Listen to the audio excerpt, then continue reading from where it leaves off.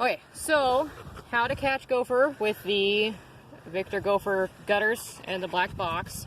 So first thing I do, I always put wire around the front of the gopher trap, otherwise you lose them and then they'll just be stuck in the ground forever. So all you do, put this down so it goes underneath that part, and then this hooks onto the back, so that's it open. Now, actually that wire could be back farther, could be back here. The way the hole's set up, you always want to make sure that you see both runs. So I've got a run going in here and one going back this way. You want to cross run here so the gopher is going straight back and forth. So you put your gutter in the one that the black box doesn't necessarily fit into. So I'm going to put it back in here in this hole, and you want to stick it back in as far as you can. And that's why you have the wire here, so that'll stick out the top. Now the black box, you want to set, so you're going to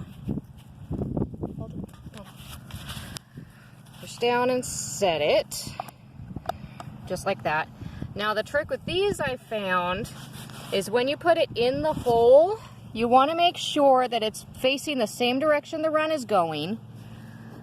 And then you also want to try to have it as tight up against and flush against the back as you can, so that the gopher doesn't sense any difference in its run.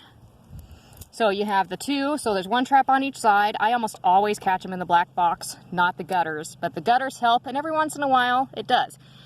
The next trick I found is I have a piece of OSB here.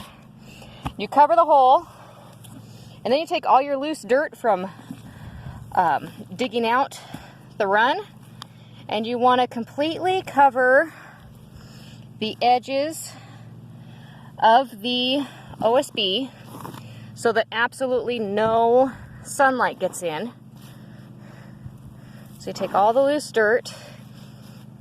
You should typically have enough from digging out the hole, but just make sure that it's all the way around covered so no sunlight whatsoever gets in. Need a little bit more over here. There. This happens to be right next to one of my aspen trees. So we do that, and then I always leave my spade on top of it, that way I can find it again. When you're out in the middle of a field or something, it's really hard to find it when you trap when it's all covered in dirt. So I have my wire right here, my spade right here. So later tonight or tomorrow morning, I'll come check again. And if the hole's filled with dirt, that means you didn't have it set quite right, and try again. And every once in a while, they'll dig a third run. That's why it's always nice to have two gutters and a black box. And then hopefully you catch your gophers.